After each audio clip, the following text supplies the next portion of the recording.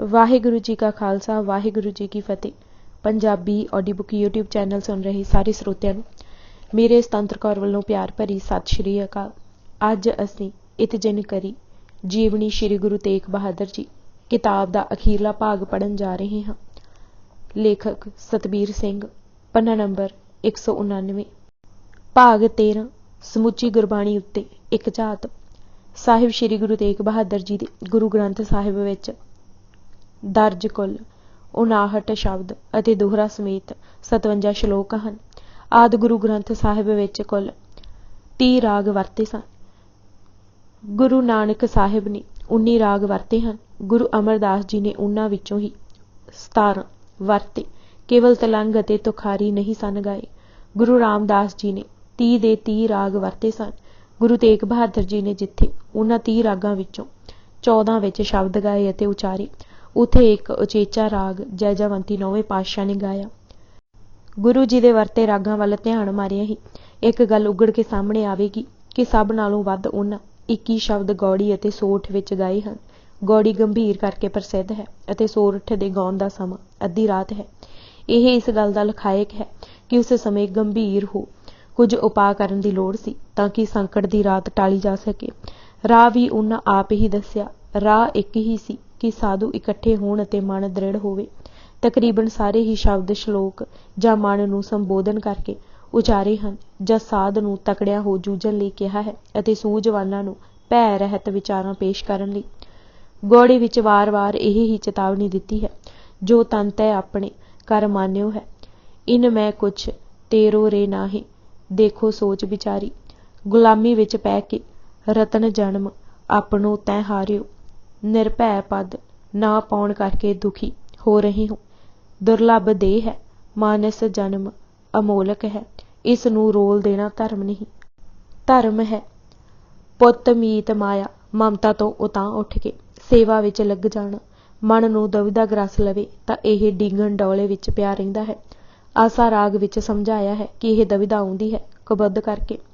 ਹਰ ਜਸ ਗਾਉਂਦਿਆਂ ਹੀ ਕੁਮੱਤ ਬਿਨਸ ਜਾਂਦੀ ਹੈ ਅਤੇ ਮਨੁੱਖ ਚਰਨ ਸ਼ਰਨ ਵਿੱਚ ਚਲਾ ਜਾਂਦਾ ਹੈ। ਦੇਵ ਗੰਧਾਰੀ ਚਰਨ ਸ਼ਰਨ ਦਾ ਰਾਗ ਹੈ। ਮਦ ਮਾਇਆ ਪ੍ਰਪੰਚ ਵਿੱਚ ਫਸ ਦੁਰਮਤ ਦੇ ਸਿੱਖੇ ਸਿਖਾਏ ਕਾਜ ਵਿਗਾੜ ਲੈਂਦਾ ਹੈ। ਭਾਈ ਸੁੱਤ ਬੰਦਪ ਬਣੀਤਾ ਹੀ ਇਸ ਨੂੰ ਘੇਰੀ ਰੱਖਦੇ ਹਨ। ਸਮਝਾ ਸਮਝਾ ਥੱਕ ਜਾਈਦਾ ਹੈ ਪਰ ਸੁਣਦਾ ਹੀ ਨਹੀਂ। ਜਦ ਤੱਕ ਰਾਮ ਨਾਮ ਨਹੀਂ ਭਜੇਗਾ, ਪ੍ਰਭੂ ਦੇ ਗੀਤ ਨਹੀਂ ਗਾਵੇਗਾ, ਗੁਰੂ ਦੇ ਚਰਨਾਂ ਦਾ ਓਟ ਆਸਰਾ ਨਹੀਂ ਲਵੇਗਾ, ਬਿਰਹੋਂ ਉਪਜ ਨਹੀਂ ਸਕੇਗੀ ਅਤੇ ਬਗੈਰ ਬਿਰਹੋਂ ਦੇ ਆਪਣਾ ਮਾਲਕ ਸੁਲਤਾਨ ਨਹੀਂ ਬਣਿਆ ਜਾ ਸਕਦਾ। ਬਿਹਾਗੜਾ ਦੇ ਇੱਕੋ ਸ਼ਬਦ ਵਿੱਚ ਗੁਰੂ ਤੇਗ ਬਹਾਦਰ ਜੀ ਦੇ ਬਿਰਹੋਂ ਉਪਜਾਉਣ ਦਾ ਰਾਹ ਕੇਵਲ ਸਗਲ ਭਰਮ ਤਜ ਚਰਨ ਤਾਹੇ ਚਿਤ ਲਾਇਓ ਦਰਸਾਇਆ ਹੈ।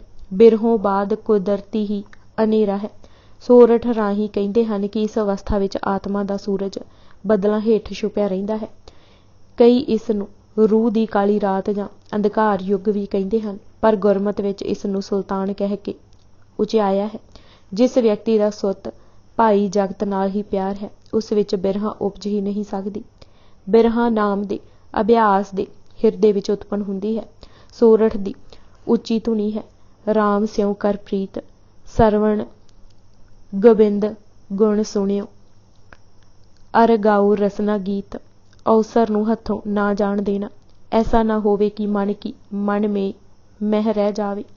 ਜੀਵਨ ਮਿਲਨ ਕੀ ਬਰੀਆ ਹੈ, ਮਾਨਸ ਦੇਹ ਪਾਏ ਕਹਿ ਹਰ ਭਜ। ਇਹ ਹੀ ਗੁਰੂ ਨੇ ਬਾਤ ਬਤਾਈ ਹੈ। ਕਹਿੰਦੇ ਹਨ ਕਿ ਜਿੰਨੀ ਹੀ ਕਾਲੀ ਰਾਤ ਹੋਵੇਗੀ ਉਤਨੇ ਹੀ ਤਾਰੇ ਚਮਕਦੇ ਦਿਖਾਈ ਦੇਣਗੇ। ਜਿਤਨੀ ਬਿਰਹੋਂ ਉਤਨਾ ਹੀ ਛੇਤੀ ਝਲਕਾਰਾ ਪਵੇਗਾ। ਧਨਾਸਰੀ ਇਸ ਗੱਲ ਦੀ ਲਖਾਇਕ ਹੈ ਕਿ ਧਨਾਸਰੀ ਦੇ ਸ਼ਬਦਾਂ ਵਿੱਚ ਆਪਾ ਸ਼ੀਸ਼ੇ ਨੂੰ ਸਾਫ਼ ਕਰਕੇ ਦੇਖਣ ਦੀ ਜਾਂਚ ਹੈ। ਜੋ ਧੁੰਦਲਾਪਨ ਸੋਰਠ ਵਿੱਚ ਸੀ ਉਹ ਧਨਾਸਰੀ ਵਿੱਚ ਮਿਟਦਾ ਦਿਖਾਈ ਦਿੰਦਾ ਹੈ। ਜੋ ਪੜਦੇ ਪਿੱਛੇ ਗੁਪਤ ਜਾਂ ਲੁਕਿਆ ਪਹੁੰ ਪਮਦ ਜਿਉਂ ਬਾਸ ਬਸਤ ਹੈ, ਮੁਕਰ ਮਾਹੇ ਜੈਸੇ ਛਾਈ ਸੀ, ਉਹ ਪ੍ਰਗਟ ਹੁੰਦਾ ਦਿਖਾਈ ਦਿੰਦਾ ਹੈ। ਹਨੇਰੇ ਵਿੱਚ ਉਸ ਨੂੰ ਪਤਾ ਨਹੀਂ ਸੀ ਲੱਗਦਾ ਕਿ ਕਿਸ ਵੱਲ ਮੂੰਹ ਕਰਕੇ ਟੁਰੇ। ਹੁਣ ਗੁਰਮਤ ਹੋਏ ਉਸ ਨੂੰ ਪਛਾਣ ਲੈਂਦਾ ਹੈ। ਬਿਦ ਮਿਲ ਜਾਂਦੀ ਹੈ ਅਤੇ ਜੋ ਚੰਚਲ ਮਨ ਦੇਹ ਦਿਸ ਕਿਉਂ ਧਾਵਤ ਸੀ, ਹੁਣ ਅਚਲ ਹੋ ਜਾਂਦਾ ਹੈ। ਜੈਤਸਰੀ ਗਿਆਨ ਦਾ ਪ੍ਰਤੀਕ ਹੈ ਅਤੇ ਹੁਣ ਉਸ ਗਿਆਨ ਦੀ ਸੋਝੀ ਹੋ ਜਾਂਦੀ ਹੈ ਜਿਸ ਦੀ ਸਮਝ ਨਹੀਂ ਪੈਂਦੀ ਸੀ। ਉਸ ਕਰਮ ਦਾ ਪਤਾ ਲੱਗ ਜਾਂਦਾ ਹੈ ਜਿਸ ਦੇ ਕੀਤਿਆਂ ਅਭੇ ਦਾਨ ਮਿਲਣਾ ਹੈ। ਉਹ ਕਰਮ ਹੈ ਆਪਣੀ ਮੱਤ ਛੱਡ ਕੇ, ਹਿਉਮੈ ਤਿਆਗ ਕੇ, ਪ੍ਰਪੰਚ ਵਿਸਾਰ ਕੇ ਸ਼ਰਨਾਗਤ ਹੋ ਜਾਣਾ।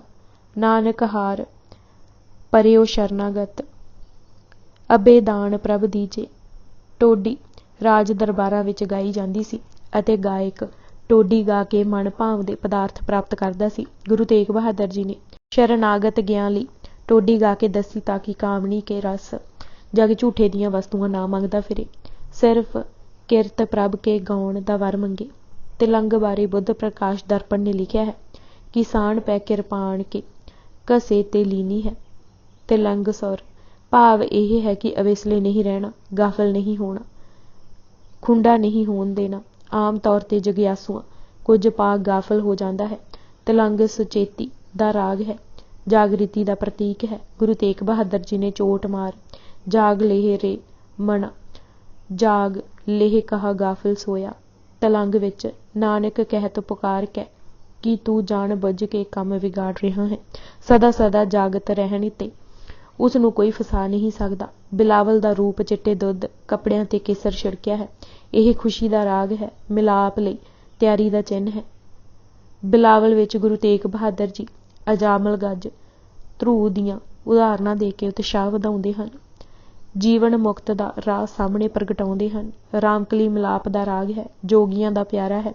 ਗੁਰੂ ਜੀ ਸਮਝਾਉਂਦੇ ਹਨ ਕਿ ਜਾਗਤ ਕੋ ਜੋਗੀ ਸੁਰ ਬੰਸ਼ਤ, ਸੋ ਗਤ ਛਿਨ ਮਾਹੇ ਪਾਈ।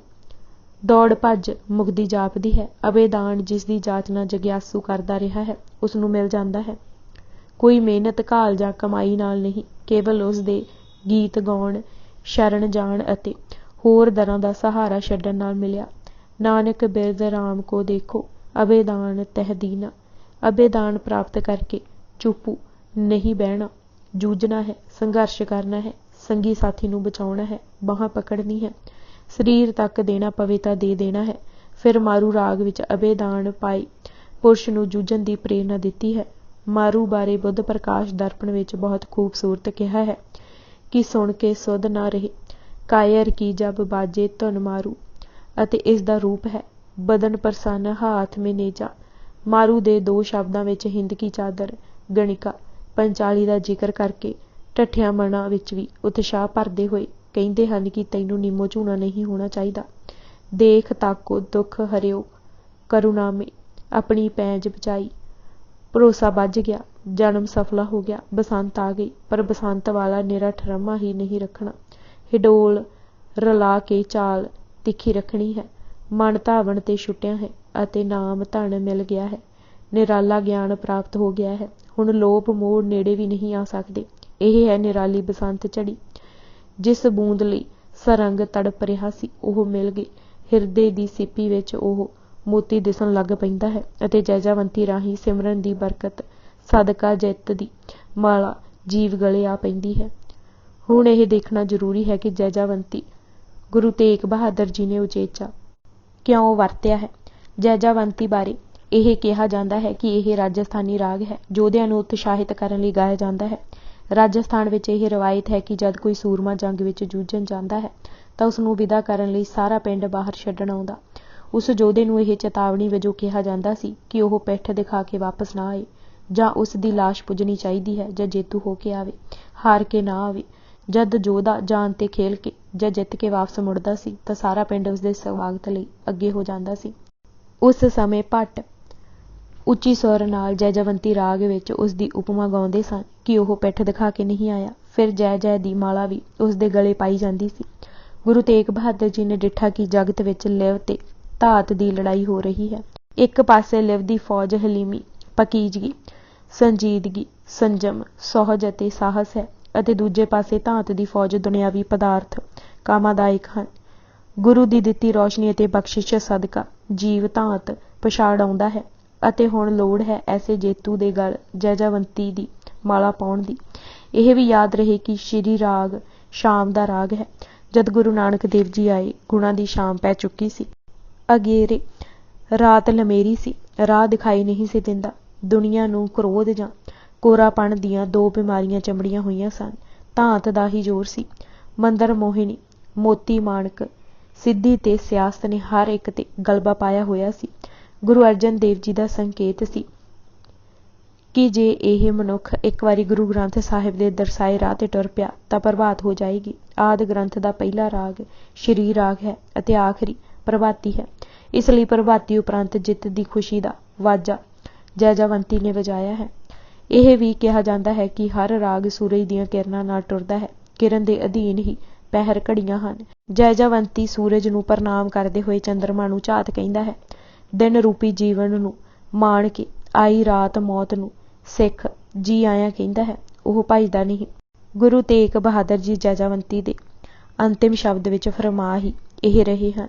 ਬੀਤ ਜੈ ਹੈ ਜਨਮ ਆਕਾਜ ਰੇ, ਨਿਸ ਦਿਨ ਸੁਣ ਕੇ ਪ੍ਰਾਣ ਸਮਝਤ ਨਾਰੇ ਅਜਾਨ, ਕਾਲ ਤਉ ਪਹੁੰਚਿਓ ਆਣ ਕਹਾਂ ਜੈ ਹੈ ਭਾਜਰੇ ਰਹਾਉ। ਸ਼ਲੋਕਾਂ ਬਾਰੇ ਮੇਰਾ ਵਿਚਾਰ ਹੈ ਕਿ ਇਹ ਪੰਦਨਾਮਾ ਹੈ ਜੋ ਗੁਰੂ ਤੇਗ ਬਹਾਦਰ ਜੀ ਨੇ ਆਪਣੇ ਬੇਟੇ ਗੁਰੂ ਗੋਬਿੰਦ ਸਿੰਘ ਜੀ ਦੇ ਨਾਂ ਤੇ ਇਸ ਤਰ੍ਹਾਂ ਇੱਕ ਪ੍ਰਕਾਰ ਸਮੁੱਚੇ ਪੰਥ ਦੇ ਨਾਂ ਲਿਖਿਆ। ਸੰਸਾਰੀ ਸ਼ਾਹਾਂ ਵਿੱਚ ਇਹ ਰਿਵਾਜ ਸੀ ਕਿ ਜਦ ਉਹ ਸੰਸਾਰ ਤੋਂ ਜਾਂਦੇ ਸਨ ਤਾਂ ਆਪਣੇ ਬੇਟਿਆਂ ਦੇ ਨਾਂ ਪੰਦਨਾਮਾ ਲਿਖ ਜਾਂਦੇ ਸਨ। ਜਿਵੇਂ ਇਸੇ ਔਰੰਗਜ਼ੇਬ ਨੇ ਆਪਣੇ ਬੇਟਿਆਂ ਦੇ ਨਾਂ ਪੰਦਨਾਮਾ ਲਿਖਿਆ। ਜਾਦੂਨਾਥ ਸਰਕਾਰ ਦਾ ਖਿਆਲ ਹੈ ਕਿ ਔਰੰਗਜ਼ੇਬ ਦਾ ਇਹ ਪੰਦਨਾਮਾ ਉਸ ਦੀ ਮੌਤ ਪਿੱਛੋਂ ਉਸ ਦੀ ਮਰਨ ਸੇਜਾ ਦੇ ਹੇਠੋਂ ਨਿਕਲਿਆ। ਉਸ ਦੀ ਹੱਥ ਲਿਖਤ ਇੰਡੀਆ ਆਫਿਸ ਲਾਇਬ੍ਰੇਰੀ ਲੰਡਨ ਵਿੱਚ ਪਈ ਹੈ। ਉਸ ਪੰਦਨਾਮੇ ਦੇ ਸ਼ਬਦ ਸਨ, ਬੇਸਹਾਰਾ ਆਇਆ ਬੇਸਹਾਰਾ ਜਾ ਰਿਹਾ ਹਾਂ।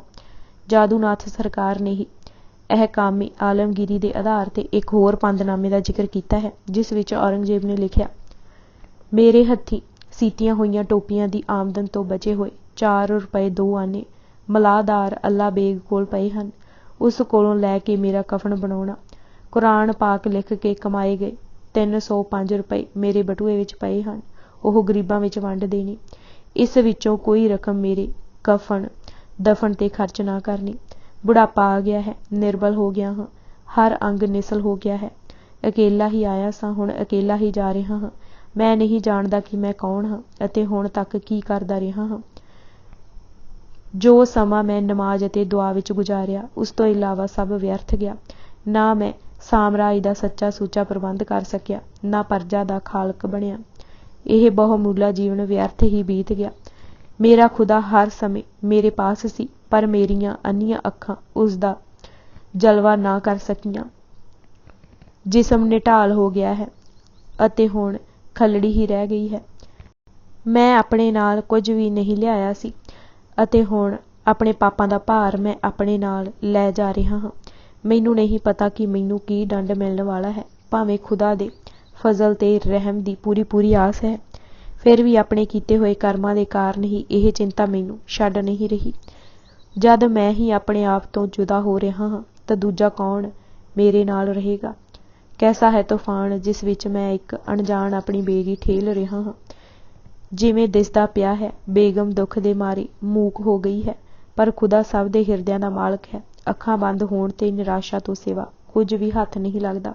ਵਿਦਾ ਅਲਵਿਦਾ। ਇਹ ਉਸ ਸ਼ਹਿਨਸ਼ਾਹ ਦਾ ਪੰਦਨਾਮਾ ਹੈ ਜਿਸ ਕਾਬਲ ਕੰਧਾਰ ਤੋਂ ਲੈ ਕੇ ਅਸਾਮ ਤੱਕ ਨਿਵਾ ਦਿੱਤੇ ਰਾਜਪੂਤ ਜਿਸ ਦੇ ਅਧੀਨ ਸਨ। ਬੀਜਾਪੁਰ ਅਤੇ ਗੋਲਕੁੰਡਾ ਨੇ ਈਨ ਮੰਨ ਲਈ ਸੀ। ਸ਼ਿਵਜੀ ਦਾ ਪੁੱਤਰ ਉਸ ਦਾ ਦਰਬਾਰੀ ਸੀ। ਇੱਧਰ ਇਹ ਸਲੋਕ ਰੂਪੀ ਪੰਦਨਾਮਾ ਸੱਚੇ ਪਾਤਸ਼ਾਹ ਗੁਰੂ ਤੇਗ ਬਹਾਦਰ ਜੀ ਦਾ ਹੈ, ਜਿਸ ਦਾ ਹਰ ਵਾਕ ਹਰ ਸ਼ਬਦ ਨਿਰਾਸ਼ਾ ਤੋਂ ਉਠਾ ਕੇ ਚੜ੍ਹਦੀ ਕਲਾ ਦਾ ਉਪਦੇਸ਼ ਦਿੰਦਾ ਹੈ। ਉਹਨਾਂ ਸਾਹਮਣੇ ਜਲਾਦ ਦੀ ਤਲਵਾਰ ਲਟਕ ਰਹੀ ਹੈ। ਸਾਥੀ ਪਿਆਰੇ ਸ਼ਹੀਦ ਕੀਤੇ ਜਾ ਚੁੱਕੇ ਹਨ। ਬੇਟੇ ਦੀ ਆਯੂ ਕੇਵਲ 9 ਸਾਲ ਹੈ, ਪਰ ਉਹ ਲਿਖਦੇ ਹਨ, ਨਾਮ ਰਹਿਓ ਸਾਧੂ ਰਹਿਓ ਗੁਰੂ ਗੋਬਿੰਦ। ਸਮਝਾ ਰਹੇ ਹਨ, ਦੁਖੀ ਉਹ ਹੀ ਹੈ ਜਿਸ ਨੇ ਵਾਹਿਗੁਰੂ ਦਾ ਜਸ ਨਹੀਂ ਗਾਇਆ। ਉਸ ਦਾ ਜਨਮ ਅਕਾਰਥ ਜਾਣੋ ਜਿਸ ਨੇ ਉਸ ਦੀ ਯਾਦ ਭੁਲਾ ਦਿੱਤੀ ਅਤੇ ਵਿਸ਼ਿਆਂ ਵਿੱਚ ਖਚਿਤ ਹੋ ਗਿਆ। ਜੋ ਦੁਨਿਆਵੀ ਖਾਹਿਸ਼ਾਂ ਤੋਂ ਰਤਾ ਵੀ ਉੱਚਾ ਨਹੀਂ ਉੱਠਿਆ, ਉਸੇ ਨੂੰ ਮੌਤ ਦਾ ਡਰ ਸਤਾਉਂਦਾ ਹੈ। ਜਵਾਨੀ ਇਵੇਂ ਗਵਾ ਦਿੱਤੀ, ਬੁਢਾਪਾ ਵੀ ਚਲਾ ਜਾਏਗਾ, ਸੋ ਨਾਮ ਜਪ। ਇਹ ਗੱਲ ਸੱਤ ਕਰ ਜਾਣ, ਜਿਨ੍ਹਾਂ ਧਨ ਦਾਰਾ ਅਤੇ ਜਾਇਦਾਦ ਨੂੰ ਆਪਣਾ ਜਾਣਿਆ, ਉਹਨਾਂ ਹੱਥ ਸਿਵਾਏ ਠੋਕਰਾਂ ਦੇ ਕੁਝ ਵੀ ਨਹੀਂ ਆਇਆ। ਜੀਵ ਇਹ ਕਿਉਂ ਭੁੱਲ ਜਾਂਦਾ ਹੈ ਕਿ ਇਹ ਸੁੱਖ ਸੰਪਦਾ ਪ੍ਰਭੂ ਨੇ ਦਿੱਤੀਆਂ ਹਨ। ਸਭ ਸੁੱਖ ਦਾਤਾ ਰਾਮ ਹੈ, ਦੂਸਰਾ ਕੋਈ ਨਹੀਂ। ਉਸ ਦੇ ਸਿਮਰਨ ਨਾਲ ਕਾਮਯਾਬੀ ਮਿਲਦੀ ਹੈ। ਉਸ ਨੂੰ ਛੱਡ ਹੋਰ ਕਿਸੇ ਨੂੰ ਯਾਦ ਕਰਨ ਨਾਲ ਠੇਡੇ। ਅਕਲ ਦਾ ਮਾਣ ਵੀ ਕੂੜਾ ਹੈ। ਅਸਲ ਸੂਝਵਾਨ ਉਸੇ ਨੂੰ ਹੀ ਆਖਣਾ ਚਾਹੀਦਾ ਹੈ ਜਿਸ ਦੇ ਨੇੜੇ ਲੋਭ ਮੋਹ ਅਭਿਮਾਨ ਨਹੀਂ ਆਉਂਦੇ। ਨਿੰਦਿਆ ਉਸਤਤ ਕੰਚਨ ਲੋਹ ਨੂੰ ਸਮਾਨ ਜਾਣਦਾ ਹੈ ਅਤੇ ਸਭ ਤੋਂ ਉੱਤੇ ਨਾ ਕਿਸੇ ਨੂੰ ਡਰਾਉਂਦਾ ਅਤੇ ਨਾ ਕਿਸ ਤੋਂ ਡਰਦਾ ਹੈ। ਇਹ ਸੂਝ ਉਸ ਦੀ ਬਖਸ਼ਿਸ਼ ਨਾਲ ਪ੍ਰਾਪਤ ਹੁੰਦੀ ਹੈ, ਪਰ ਜੋ ਦਿਸਦੇ ਜਗਤ ਤੋਂ ਉਪਰਾਮ ਹੋ ਜਾਏ ਉਸ ਦੇ ਭਾਗ ਜਾਗ ਪੈਂਦੇ ਹਨ। ਪਹਿਲੀ ਉਪਰਾਮ ਤਾਂ ਹਿਊਮੇ ਨੂੰ ਛੱਡਣਾ ਹੈ। ਹਿਊਮੇ ਛੱਡਦੇ ਸਾਰ ਆਰਾਮ ਨਾਲ ਜਾਣ ਪਛਾਣ ਹੋਣੀ ਆਰੰਭ ਹੋ ਜਾਂਦੀ ਹੈ।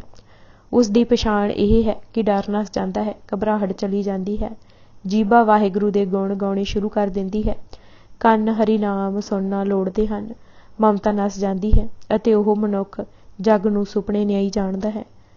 ਪ੍ਰਾਣੀ ਡੋਲਦਾ ਹੈ ਮਾਇਆ ਕਾਰਨ। ਕੋਟਣ ਵਿੱਚੋਂ ਕੋਈ ਹੀ ਹੈ ਜਿਸ ਦਾ ਚਿੱਤ ਨਾਰਾਇਣ ਨਾਲ ਲੱਗਾ ਹੋਵੇ। ਉਹ ਨਹੀਂ ਡੋਲਦਾ ਜਿਸ ਦਾ ਚਿੱਤ ਨਾਰਾਇਣ ਸੇਤੀ ਭਿੱਜਿਆ ਹੈ। ਜਗ ਰਚਨਾ ਪਾਣੀ ਦੇ ਬੁਲਬੁਲੇ ਵਾਂਗ ਹੈ, ਫਿਰ ਇਸ ਦਾ ਮਾਣ ਕਾਹਦਾ। ਸੁੱਖ ਦਾ ਰਾਹ ਇੱਕੋ ਹੀ ਹੈ ਕਿ ਵਾਹਿਗੁਰੂ ਦੀ ਸ਼ਰਨ ਰਿਹਾ ਜਾਏ।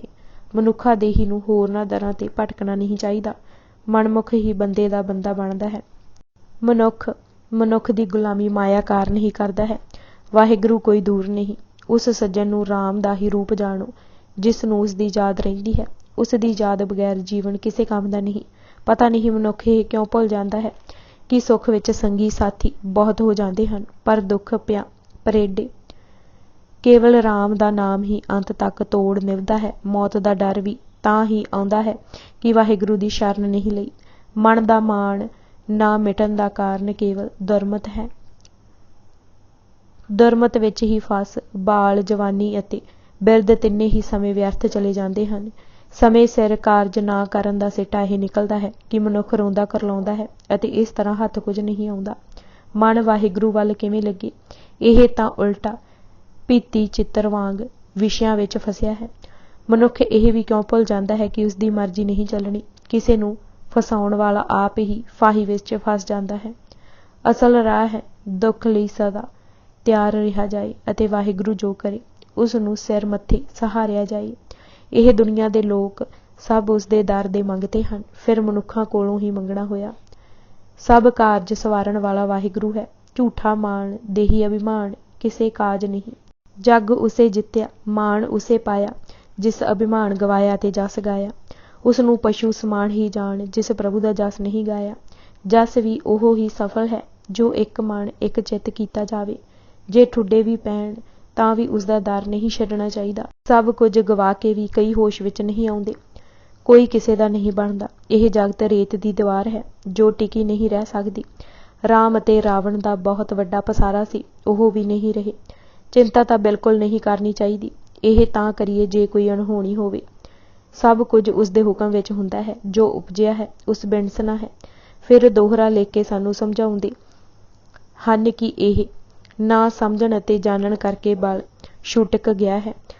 ਬਲ ਛੁੱਟਣ ਨਾਲ ਬੰਧਨ ਪੈ ਗਏ ਹਨ। ਕੋਈ ਉਪਾਅ ਵੀ ਨਹੀਂ ਸੁਝਦਾ। ਇੱਕ ਉਪਾਅ ਹੈ ਕਿ ਹਾਥੀ ਵਾਂਗ ਉਸ ਨੂੰ ਪੁਕਾਰਿਆ ਜਾਏ ਅਤੇ ਉਹ ਤੇਂਦੂਏ ਦੇ ਪੰਜੇ ਤੋਂ ਸਾਨੂੰ ਛੁਡਾਏ। ਗੱਜ ਜੋ ਹੋ ਸਹਾਏ ਕਹਿਣ ਵਾਲੇ ਦੀ ਪੁਰਸ਼ ਦੇ ਸੰਕੇਤ ਤੋਂ ਹੀ ਅਗਲੇ ਸ਼ਲੋਕ ਵਿੱਚ ਹੱਲਾਸ਼ੇਰੀ ਦਿੰਦੇ ਹਨ ਕਿ ਜਦ ਪੁਕਾਰ ਸੁਣੀ ਜਾਏਗੀ, ਬਾਹਾਂ ਉਹ ਪਕੜ ਲਏ ਤਾਂ ਬਲ ਆਪੇ ਹੀ ਆ ਜਾਂਦਾ ਹੈ। ਬੰਧਨ ਟੁੱਟ ਜਾਂਦੇ ਹਨ।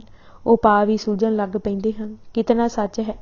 ਜਦ ਬ੍ਰਾਹਮਣਾ ਪੁਕਾਰ ਕੀਤੀ, ਆਪ ਜੀ ਨੇ ਬਾਂਹ ਪਕੜੀ ਅਤੇ ਉਪਾਅ ਵੀ ਕੌਮ ਨੂੰ ਸੂਝਣ ਲੱਗ ਪਏ। ਤੰਦੂਆ ਜ਼ਾਲਮ ਨੱਸ ਹੀ ਗਿਆ। ਇਹ ਦੋਵੇਂ ਦੋਹਰਾ ਅਤੇ ਸ਼ਲੋਕ ਗੁਰੂ ਤੇਗ ਬਹਾਦਰ ਜੀ ਦੇ ਹੀ ਹਨ। ਇਹ ਕੋਈ ਗੁਰੂ ਗੋਬਿੰਦ ਸਿੰਘ ਜੀ ਨਾਲ ਕੀਤਾ ਸਵਾਲ ਜਵਾਬ ਨਹੀਂ। ਮੁੱਢਲਾ ਸਿਰਲੇਖ ਸ਼ਲੋਕ ਵਾਰਾਂ ਤੇ ਵਧੀਕ ਸਾਨੂੰ ਧਿਆਨ ਵਿੱਚ ਰੱਖਣਾ ਚਾਹੀਦਾ ਹੈ। ਇਸ ਸਿਰਲੇਖ ਹੇਠਾਂ ਹੀ ਗੁਰੂ ਨਾਨਕ ਦੇਵ ਜੀ, ਗੁਰੂ ਅਮਰਦਾਸ ਜੀ, ਗੁਰੂ ਰਾਮਦਾਸ ਜੀ, ਗੁਰੂ ਅਰਜਨ ਦੇਵ ਜੀ ਅਤੇ ਗੁਰੂ ਤੇਗ ਬਹਾਦਰ ਜੀ ਦੇ ਸ਼ਲੋਕ ਦਰਜ ਹਨ। ਇਹਨਾਂ ਪਿੱਛੋਂ ਮੰਦਾਵਣੀ ਮਹੱਲਾ ਪੰਜਵਾਂ ਅਤੇ ਸ਼ਲੋਕ ਮਹੱਲਾ ਪੰਜਵਾਂ ਹਨ।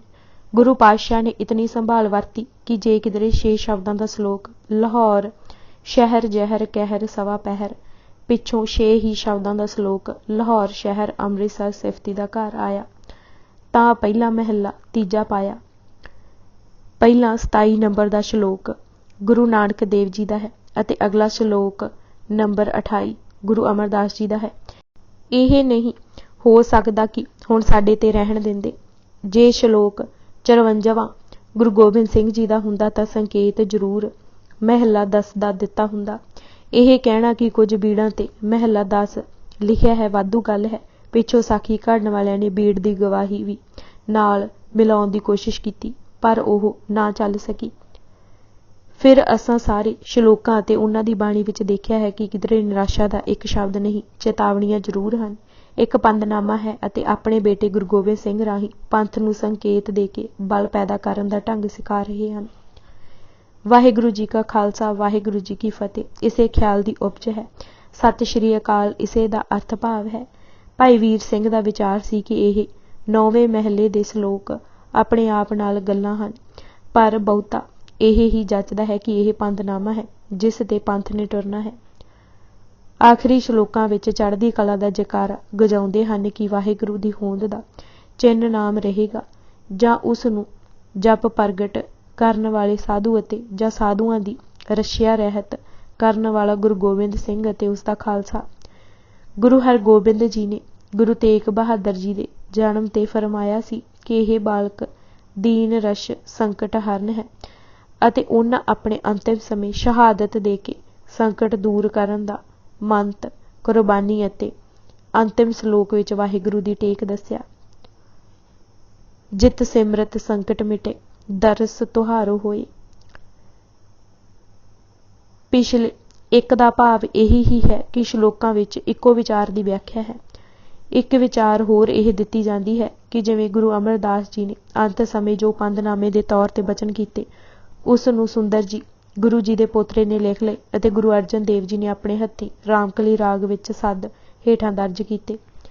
ਸੱਦ ਵਿੱਚ ਇੱਕ ਧੁਨੀ ਸੀ, ਮੇਰੀ ਪੈਂਜ ਰਾਖੋ ਅਰਦਾਸ ਜੀਓ, ਅਤੇ ਮਾਇਆ ਰਹਿਤ ਨਾਮ ਬਖਸ਼ੋ ਜੋ ਮਿੱਤਰ ਵਾਂਗ ਮੇਰੇ ਨਾਲ ਚੱਲੇ ਅਤੇ ਜਮਦੂਤ ਨੂੰ ਪਛਾੜ ਦੇਵੇ। ਅੰਤ ਚੱਲਦਿਆਂ ਹੋਏ ਬੇਲ ਜਮਦੂਤ ਕਾਲ ਨਿਖੰਜਨ। ਇਸੇ ਤਰ੍ਹਾਂ ਇਸ ਕਥਿਤ ਦੋਹਰੇ ਵਿੱਚ ਇਹ ਹੀ ਅਰਦਾਸ ਹੈ, ਗਜ ਜੀਓ ਹੋ ਸਹਾਈ, ਅਤੇ ਟੇਕ ਏਕ ਰਘਨਾਥ ਦੇਵੋ। ਫਿਰ ਜਿਵੇਂ ਰਾਮਕਲੀ ਸੱਦ ਦੀ ਦੂਜੀ ਪੌੜੀ ਵਿੱਚ ਜ਼ਿਕਰ ਹੈ ਕਿ ਸਤਿਗੁਰ ਕੀ ਬੇਨਤੀ ਪਾਈ, ਹਰ ਪ੍ਰਭ ਸੁਣੀ ਅਰਦਾਸ ਜੀਓ, ਹਰ ਧਾਰ ਕਿਰਪਾ ਸਤਿਗੁਰ ਮਿਲਾਇਆ, ਧੰਨ ਧੰਨ ਕਹੀ ਸਬਾਸ ਜੀਓ। ਇਸ ਤਰ੍ਹਾਂ ਕੀਤੀ ਅਰਦਾਸ ਗਜ ਜਿਉ ਹੋ ਸਹਾਈ, ਅਤੇ ਉੱਤਰ ਉਸ ਵੇਲੇ ਆਇਆ, ਬਲ ਨਹੀਂ ਜਾਵੇਗਾ, ਬੰਧਨ ਟੁੱਟ ਜਾਣਗੇ। ਵਾਹਿਗੁਰੂ ਦੀ ਹੋਂਦ ਦੇ ਪ੍ਰਕਾਸ਼ ਨਾਮ ਨੂੰ ਕੋਈ ਮਿਟਾ ਨਹੀਂ ਸਕਦਾ, ਨਾਮ ਜਪਣ ਵਾਲੇ ਸਾਧੂਆਂ ਨੂੰ ਕੋਈ ਖਤਮ ਨਹੀਂ ਕਰ ਸਕਦਾ। ਹੁਣ ਸਾਧ ਸਮੂਹ ਪ੍ਰਸੰਨ ਫਿਰੇ ਜਗ, ਕਿਉਂਕਿ ਰੱਖਿਆ ਕਰਨ ਵਾਲਾ ਗੁਰੂ ਗੋਬਿੰਦ ਸਿੰਘ ਅਤੇ ਉਸ ਦਾ ਖਾਲਸਾ ਪੈਦਾ ਹੋ ਗਿਆ ਹੈ। ਜਿਵੇਂ ਗੁਰੂ ਅਮਰਦਾਸ ਜੀ ਦੇ ਅਕਾਲ ਚਲਾਣੇ ਵੇਲੇ ਆਨੰਦ ਅਣਹਦ ਵਾਜੇ ਹਰ ਆਪ ਗਲ ਮਿਲਾਵੇ, ਇਸੇ ਤਰ੍ਹਾਂ ਗੁਰੂ ਗੋਬਿੰਦ ਸਿੰਘ ਜੀ ਦੇ ਲਿਖੇ ਅਨੁਸਾਰ ਤੇਗ ਬਹਾਦਰ ਕੇ ਚਲਤ ਭਇਓ, ਜਗਤ ਕੋ ਸੋਕ ਹੈ ਸਭ ਜਗਤ ਭਇਓ, ਜੈ ਜੈ ਜੈ ਸੁਰਲੋਕ। ਸੰਕਟ ਹਰਨ। ਗੁਰੂ ਤੇਗ ਬਹਾਦਰ ਜੀ ਦੀ ਸਾਰੀ ਬਾਣੀ ਪੜ੍ਹਦਿਆਂ ਇਹ ਸਪਸ਼ਟ ਹੁੰਦਾ ਹੈ ਕਿ ਮਨੁੱਖ ਜਾਤੀ ਤੇ ਖਾਸ ਕਰ ਹਿੰਦੁਸਤਾਨ ਹਰ ਪੱਖੋਂ ਸੰਕਟ ਵਿੱਚ ਪਿਆ ਸੀ। ਸਿਆਸੀ, ਭਾਈਚਾਰਕ, ਆਰਥਿਕ ਅਤੇ ਸਮਾਜਿਕ ਸੰਕਟ ਵਿੱਚ ਹਿੰਦੁਸਤਾਨ ਜਕੜਿਆ ਹੋਇਆ ਸੀ। ਮਨੁੱਖ ਕਣਕ ਕਾਮਣੀ ਦੇ ਰਸ ਉਰਝ ਗਿਆ, ਜੋਬਨ ਧਨ ਅਤੇ ਪ੍ਰਭੁਤਾ ਦੇ ਮਦ ਵਿੱਚ ਪਾਗਲ ਹੀ ਹੋ ਗਿਆ ਸੀ। ਗੁਰੂ ਪਾਤਸ਼ਾਹ 2 ਸਦੀਆਂ ਤੋਂ ਇਸੇ ਯਤਨ ਵਿੱਚ ਲੱਗੇ ਹੋਏ ਸਨ ਕਿ ਮਨੁੱਖ ਦਾ ਅਧਿਆਸ ਮੁੱਕੇ। ਸੁਣਨ ਤਾਂ ਲੱਗ ਪਿਆ ਸੀ, ਪਰ ਕਰਨ ਵੇਲੇ ਆਲਸੀ ਹੋ ਬੈਠਦਾ ਸੀ। ਪ੍ਰਪੰਚ ਦੇ ਸਹਾਰੇ ਇਹ ਟੁਰਨ ਲੋਚਦਾ ਸੀ। ਇਸ ਦੀ ਰੁਚੀ ਦੁਆਰੇ ਦੁਆਰੇ ਡੋਲਣ ਵਾਲੀ ਹੋ ਗਈ ਸੀ। ਗੁਰੂ ਤੇਗ ਬਹਾਦਰ ਜੀ ਨੇ ਬਚਨ ਦਾ ਰਾਹ ਕੇਵਲ ਸਾਧ ਦੀ ਸ਼ਰਨ ਦੱਸਿਆ। ਭਾਈ ਗੁਰਦਾਸ ਜੀ ਨੇ ਗੁਰੂ ਨਾਨਕ ਦੇਵ ਜੀ ਦੇ ਆਗਮਨ ਸਮੇਂ ਲਿਖਿਆ ਸੀ, ਥੰਮੇ ਕੋਈ ਨਾ ਸਾਧ ਬਿਨ, ਅਤੇ ਸਾਧ ਨਾ ਦਿਸੇ ਜਗ ਵਿੱਚ ਕੋਆ। ਗੁਰੂ ਤੇਗ ਬਹਾਦਰ ਜੀ ਨੇ ਕੁਰਬਾਨੀ ਦੇ ਕੇ ਥੰਮਿਆ ਅਤੇ ਸੰਕਟ ਤੋਂ ਬਚਾਇਆ। ਕਈ ਕੁਰਬਾਨੀ ਕਰਨ ਵਾਲੇ ਨੇਤਰੇ ਸ਼ਹੀਦਾਂ ਦੀ ਕਤਾਰ ਲੱਗ ਗਈ। ਆਤਮਿਕ ਸੰਕਟ ਇਹ ਸੀ ਕਿ ਮਨੁੱਖ ਦਿਸਦੇ ਪਦਾਰਥਾਂ ਨੂੰ ਅਮਰ ਕਰ ਜਾਣਦਾ ਸੀ, ਦੇਖ ਕੇ ਅਣਡਿੱਠੇ ਕਰਨ ਦੀ ਰੁਚੀ ਨਹੀਂ ਉਪਜੀ ਸੀ। ਫਿਰ ਇਸ ਤੋਂ ਮਾੜੀ ਗੱਲ ਇਹ ਸੀ ਕਿ ਉਹ ਸਮਝਣ ਲੱਗ ਪਿਆ ਸੀ ਕਿ ਇਹਨਾਂ ਪਦਾਰਥਾਂ ਵਿੱਚ ਸੰਤੁਸ਼ਟ ਕਰਨ ਦੀ ਸ਼ਕਤੀ ਹੈ ਅਤੇ ਜੀਵਨ ਦਾ ਨਿਸ਼ਾਨਾ ਉਸ ਨੂੰ ਪ੍ਰਾਪਤ ਕਰਨਾ ਹੀ ਬਣਾ ਬੈਠਾ ਸੀ। ਗੁਰੂ ਮਹਾਰਾਜ ਨੇ ਇਹ ਤਿੰਨੇ ਹੀ ਮਿੱਥ ਤੋੜੇ। ਉਹਨਾਂ ਸਮਝਾਇਆ ਕਿ ਇਹਨਾਂ ਪਦਾਰਥਾਂ ਧਨ ਧਨਤਾ ਧਰਤੀ ਵਿੱਚ ਸੁੱਖ ਦੇਣ ਦੀ ਸ਼ਕਤੀ ਨਹੀਂ, ਇਹ ਚਲਾ ਇਮਾਨ ਹਨ, ਪ੍ਰਪੰਚ ਕਰ ਪ੍ਰਾਪਤ ਜ਼ਰੂਰ ਹੋ ਜਾਂਦੇ ਹਨ, ਪਰ ਨਾਲ ਹੀ ਪੀੜਾ ਅਤੇ ਚਿੰਤਾ ਪੈਦਾ ਕਰਦੇ ਹਨ। ਸਭ ਸੁਖ ਦਾਤਾ ਰਾਮ ਹੈ, ਭੁਗਤ ਮੁਕਤ का कारण स्वामी है। केवल मूर्ख ही ਇਹ ਗੱਲ ਨਹੀਂ ਸਮਝਦਾ, ਗਿਆਨੀ ਨੂੰ ਸੋਝੀ ਆ ਜਾਂਦੀ ਹੈ। ਆਰਥਿਕ ਸੰਕਟ ਤਾਂ ਆਇਆ ਹੈ ਕਿਉਂਕਿ ਇਸ ਮਨੁੱਖ ਨੇ ਪਸ਼ੂ ਵਾਂਗ ਉਦਰ ਕਰਨਾ ਆਰੰਭ ਕਰ ਦਿੱਤਾ ਹੈ। ਹਰ ਵੇਲੇ ਆਪਣੋ ਉਦਰ ਭਰੇ ਦੀ ਸੋਚਣੀ ਨੇ ਇਸ ਸੰਕਟ ਨੂੰ ਪੱਕਾ ਕੀਤਾ ਹੈ। ਗੁਰਮਤ ਦੀ ਸੋਝੀ ਨਹੀਂ, ਹਾਥ ਦੇ ਕੇ ਭਲਾ ਮਨਾਉਣ ਦੀ ਜਾਂਚ ਭੁੱਲ ਗਈ ਹੈ। ਸਹਿਜੇ ਆਵੇ ਸਹਿਜੇ ਜਾਵੇ ਦੀ ਰੁਚੀ ਹੀ ਇਹ ਸੰਕਟ ਦੂਰ ਕਰ ਸਕਦੀ ਹੈ। ਸਿਆਸਤ ਸੰਕਟ ਤਾਂ ਹੈ ਜੇ ਇਹ ਧਰਤੀ ਦਾ ਸਰਦਾਰ ਸੇਵ ਕਰਤ ਜਨ ਜਨ ਕੀ ਦੀ ਭਾਵਨਾ ਰੱਖਣ ਲੱਗ ਪਿਆ ਹੈ। ਸਿਆਸੀ ਜ਼ੁਲਮਾਂ ਤੋਂ ਡਰ ਗਿਆ ਹੈ। ਇਸ ਦਾ ਵਿਸ਼ਵਾਸ ਹੀ ਉੱਠ ਗਿਆ ਹੈ ਕਿ ਉਸ ਨੂੰ ਗੱਜ ਵਾਂਗ ਵਾਹਿਗੁਰੂ ਬਚਾ ਸਕਦਾ ਹੈ, ਧਰੂ ਵਾਂਗ ਸਹਾਇਤਾ ਕਰ ਸਕਦਾ ਹੈ, ਪ੍ਰਹਲਾਦ ਵਾਂਗ ਥੰਮ ਪਾੜ ਹਰਨਾਕਸ਼ ਨੂੰ ਮਾਰ ਸਕਦਾ ਹੈ। ਸਿਆਸੀ ਸੰਕਟ ਦੂਰ ਕਰਨ ਦਾ ਉਪਾਅ ਇੱਕੋ ਹੈ ਕਿ ਨਾ ਕੋਈ ਡਰੇ ਅਤੇ ਨਾ ਕੋਈ ਡਰਾਵੇ। ਡਰਾਵੇ ਵਾਲਾ ਜਾਬਰ ਹੈ ਅਤੇ ਡਰਨ ਵਾਲਾ ਕਾਇਰ। ਇਹ ਕਾਇਰ ਅਤੇ ਜਾਬਰ ਲੋਕ ਹੀ ਸਿਆਸੀ ਸੰਕਟ ਪੈਦਾ ਕਰਦੇ ਹਨ। ਇਹ ਵੀ ਨਹੀਂ ਭੁੱਲਣਾ ਚਾਹੀਦਾ ਕਿ ਗੁਰੂ ਤੇਗ ਬਹਾਦਰ ਜੀ ਦੀ ਬਾਣੀ ਵੈਰਾਗਮਈ ਹੈ, ਤਿਆਗਮਈ ਨਹੀਂ। ਗੁਰੂ ਪਾਤਸ਼ਾਹ ਕੇਵਲ ਉਹਨਾਂ ਪਦਾਰਥਾਂ ਦੇ ਰਸ ਦੀ ਮਸਤੀ ਨੂੰ ਛੱਡਣ ਲਈ ਕਹਿੰਦੇ ਹਨ ਜਿਨ੍ਹਾਂ ਦੀ ਕੋਈ ਸਦੀਵੀ ਕੀਮਤ ਨਹੀਂ। ਇਹਨਾਂ ਪਦਾਰਥਾਂ ਦੀ ਖਾਤਰ ਕੁਕਰਮ, ਪ੍ਰਪੰਚ ਅਤੇ ਠੱਗੀ ਕਰਨ ਤੋਂ ਰੋਕਦੇ ਹਨ। ਇਹਨਾਂ ਪਦਾਰਥਾਂ ਅਤੇ ਜੀਵਨ ਦਾ ਕੋਈ ਭਰੋਸਾ ਨਹੀਂ। ਇਸ ਵੈਰਾਗ ਤੋਂ ਹੀ ਅਨੁਰਾਗ ਉਪਜਾਉਣਾ ਹੈ। ਇਹ ਵੈਰਾਗ ਇਸ ਲਈ ਜ਼ਰੂਰੀ ਹੈ ਕਿਉਂਕਿ ਇਹ ਵਸਤੂਆਂ ਰਹਿਣੀਆਂ ਨਹੀਂ ਅਤੇ ਜਿਸ ਨੇ ਵੈਰਾਗ ਕੀਤਾ, ਫਿਕਰ ਕੀਤਾ, ਉਸ ਵਿੱਚ ਪਿਆਰ ਦਾ ਬੀਜ ਪੈ ਗਿਆ ਹੈ ਅਤੇ ਉਹ ਗੁਰੂ ਚਰਨਾਂ ਨਾਲ ਪ੍ਰੀਤ ਕਰਨ ਲਈ ਗੁਰੂ ਸ਼ਰਨ ਭਾਲੇਗਾ। ਮਾਰੂ ਰਾਗ ਦੇ ਇੱਕ ਸ਼ਬਦ ਵਿੱਚ ਗੁਰੂ ਜੀ ਇਸ ਵੈਰਾਗ ਤੋਂ ਅਨੁਰਾਗ ਕਿਵੇਂ ਪੈਦਾ ਕਰਨਾ ਹੈ ਦਾ ਵੱਲ ਦੱਸਦੇ ਹਨ। ਜਮ ਕੋ ਡੰਡ ਪਰਿਓ ਸਿਰ ਉੱਪਰ ਤਬ ਸੋਵਤ ਤੈ ਜਾਗਿਓ, ਕਹਾਂ ਹੋਤ ਅਬ ਕੇ ਪਛੁਤਾਏ ਛੂਟਤ ਨਾਹੇ ਭਾਗਿਓ। ਇਹ ਚਿੰਤਾ ਉਪਜੀ ਘਟ ਮੈਂ ਜਬ ਗੁਰ ਚਰਨ अनुराग्यो, सफल जन्म नानक तब हुआ जो प्रभ रस में भाग्यो। इन्हां पदार्थां तो उपराम करा के नसाया नहीं, गुरु चरनी चित लगाया है। यह विराग उपजाउण ते फिर गुरु चरनी प्यार लगाउण दा राह भी उन्हां एक ही दस्सिया है कि नाम नूं जपिया जाए। कलमे एक नाम कृपा निधान, जाहे जपे गत पावे और धर्म ताके सम नाहे। ਪ੍ਰੋਫੈਸਰ ਪੂਰਨ ਸਿੰਘ ਨੇ ਕਿਹਾ ਸੀ ਕਿ ਉਹਨਾਂ ਦੀ ਬਾਣੀ ਵਿੱਚ ਮਿੱਠੀ ਕਸਕ, ਮਧੁਰ ਰਾਗ ਅਤੇ ਮਗ ਦਰਸਾਉਣ ਵਾਲੀ ਸ਼ਕਤੀ ਹੈ। 9ਵੇਂ ਮਹਿਲ ਦੀ ਬਾਣੀ ਮਨੁੱਖ ਵਿੱਚ ਉਤਸ਼ਾਹ ਭਰ ਮਨ ਨੂੰ ਤਗੜਿਆਂ ਕਰ ਹਿਰਦਾ ਹਿਲਾ ਦਿੰਦੀ ਹੈ। ਭਾਈ ਨੰਦ ਲਾਲ ਜੀ ਨੇ ਠੀਕ ਕਿਹਾ ਸੀ, ਗੁਰੂ ਦੀ ਬਾਣੀ ਗਿਆਨ ਤੇ ਨੂਰ ਤੋਂ ਵੀ ਅਚੇਚੀ ਹੈ। ਸੋ ਇਹ ਹੀ ਕਹਿਣਾ ਬਣਦਾ ਹੈ ਕਿ 9ਵੇਂ ਪਾਤਸ਼ਾਹ ਦੀ ਬਾਣੀ ਉਤਸ਼ਾਹ ਭਰਪੂਰ, ਸੰਕਟ ਹਰਨ ਅਤੇ ਜੀਵਨ ਜੋਤ ਜਗਾ ਕੇ ਰਾਹ ਦਰਸਾਉਣ ਵਾਲੀ ਅਦੁੱਤੀ ਦਾਤ ਹੈ। ਸ਼ਲੋਕ ਪੰਥ ਲਈ ਇਸ ਪੰਦਨਾਮਾ ਨਿਆਈ ਹਨ ਕਿ ਜਨਮ ਅਕਾਰਥ ਨਹੀਂ ਗਵਾਉਣਾ, ਸਕਾਰਥ ਕਰਨਾ ਹੈ ਅਤੇ ਸਕਾਰਥ ਤਾਂ ਹੀ ਗਿਣਿਆ ਜਾਵੇਗਾ ਜੇ ਐਸੀ ਸ਼ਕਤੀ ਆ ਜਾਵੇ ਕਿ ਨਾ ਫਿਰ ਕਿਸੇ ਤੋਂ ਡਰੇ ਅਤੇ ਨਾ ਕਿਸੇ ਨੂੰ ਡਰਾਏ। ਗੁਰੂ ਮੰਤਰ ਇਹ ਹੀ ਹੈ ਕਿ ਨਾਮ ਤੋਂ ਉੱਚੀ ਕੋਈ ਵਸਤੂ ਨਹੀਂ, ਸਾਧ ਤੋਂ ਚੰਗੇਰਾ ਕੋਈ ਸਾਥ ਨਹੀਂ ਅਤੇ ਗੁਰੂ ਗੋਬਿੰਦ ਸਿੰਘ ਜੀ ਦੀ ਦੱਸੀ ਮਰਿਆਦਾ ਤੇ ਟੁਰਨ ਤੋਂ ਇਲਾਵਾ ਕੋਈ ਰਾਹ ਨਹੀਂ। ਨਾਮ ਰਹਿਓ ਸਾਧੂ ਰਹਿਓ, ਰਹਿਓ ਗੁਰੂ ਗੋਬਿੰਦ, ਕਹਿ ਨਾਨਕ ਇਹ ਜਗਤ में किन जपियो गुरमंत। ਭਾਗ 14 ਸ਼ਖਸੀਅਤ ਅਤੇ ਪ੍ਰਭਾ। ਭਾਈ ਨੰਦ ਲਾਲ ਜੀ ਨੂੰ ਇੱਕ ਪ੍ਰਕਾਰ ਦਾ ਅਸੀਂ ਸਮਕਾਲੀ ਹੀ ਕਹਿ ਸਕਦੇ ਹਾਂ ਕਿਉਂਕਿ ਉਹਨਾਂ ਨੇ ਸਭ ਗੁਰੂ ਜੋਤਾਂ ਦਾ ਦੀਦਾਰ ਗੁਰੂ ਗੋਬਿੰਦ ਸਿੰਘ ਜੀ ਵਿੱਚ ਕੀਤਾ। ਉਹ ਲਿਖਦੇ ਹਨ ਕਿ ਗੁਰੂ ਨਾਨਕ ਦੀ 9ਵੀਂ ਪਾਤਸ਼ਾਹੀ ਨਵੇਂ ਵਿਧਾਨ ਵਾਲੀ ਅਤੇ ਸੱਚ ਦੇ ਪਾਲਣਹਾਰਾਂ ਦੀ ਸਰਦਾਰ ਹੈ, ਲੋਕ ਪਰਲੋਕ ਦੀ ਸੁਲਤਾਨ ਹੈ ਅਤੇ ਆਤਮ ਵਿਸ਼ਵਾਸ ਦਾ ਸਿਖਰ ਹੈ।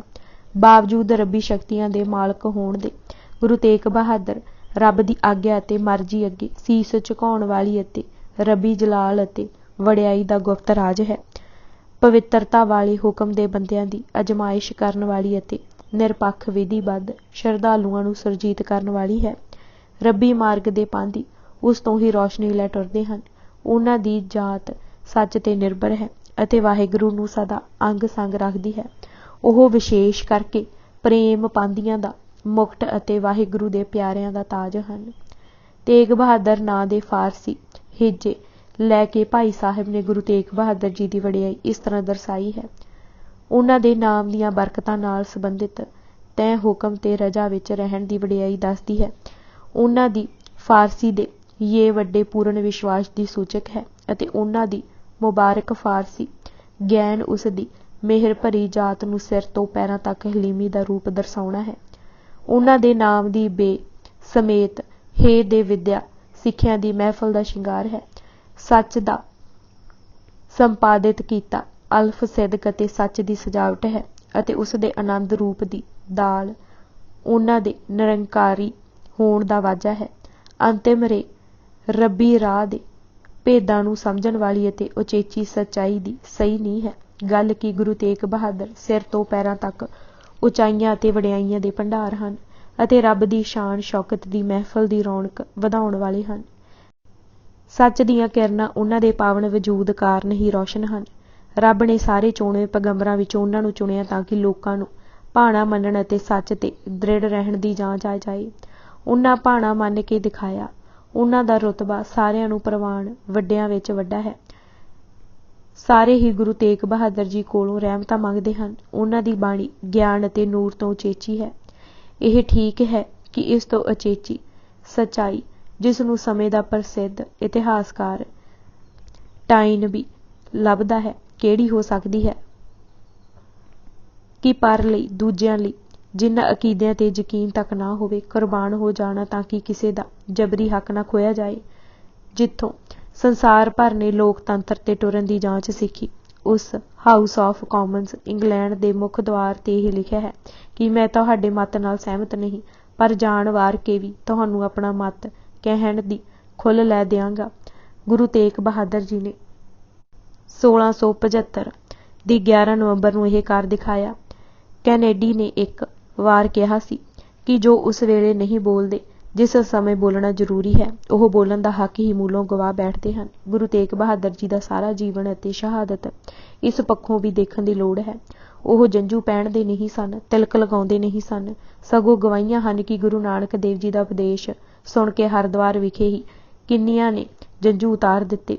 ਹੋਰ ਤਾਂ ਹੋਰ ਗੁਰੂ ਹਰਕ੍ਰਿਸ਼ਨ ਨੇ ਜਦ ਹੰਕਾਰੀ ਪੰਡਿਤ ਲਾਲ ਚੰਦ ਦਾ ਅਭਿਮਾਨ ਪੰਜੋ ਖਰੇ ਵਿਖੇ ਭਾਈ ਛੱਜੂ ਸਿਰ ਛੜੀ ਰੱਖ ਗੀਤਾ ਦੇ ਅਰਥ ਕਰਾ ਕੇ ਤੋੜਿਆ ਤਾਂ ਸੁਣ ਦਿਜ ਨੇ ਗੁਰਸੂਤ ਉਤਾਰਾ ਦੀ ਗਵਾਹੀ ਹੈ।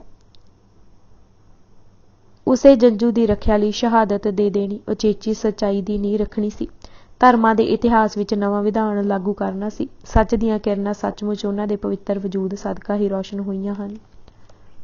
ਗੁਰੂ ਗੋਬਿੰਦ ਸਿੰਘ ਜੀ ਨੇ ਜਦ ਵਾਰ ਸ਼੍ਰੀ ਭਗੌਤੀ ਜੀ ਕੀ ਦੀ ਪਹਿਲੀ ਪੌੜੀ ਲਿਖੀ ਤਾਂ ਉਸ ਵਿੱਚ ਇਹ ਹੀ ਸੰਕੇਤ ਦਿੱਤਾ ਕਿ ਗੁਰੂ ਤੇਗ ਬਹਾਦਰ ਜੀ ਦੇ ਰਾਹ ਇੱਕ ਟੱਕ ਤੁਰਦਿਆਂ ਹੀ 9 ਨਿੱਧਾਂ ਪ੍ਰਾਪਤ ਹੋ ਜਾਂਦੀਆਂ ਹਨ।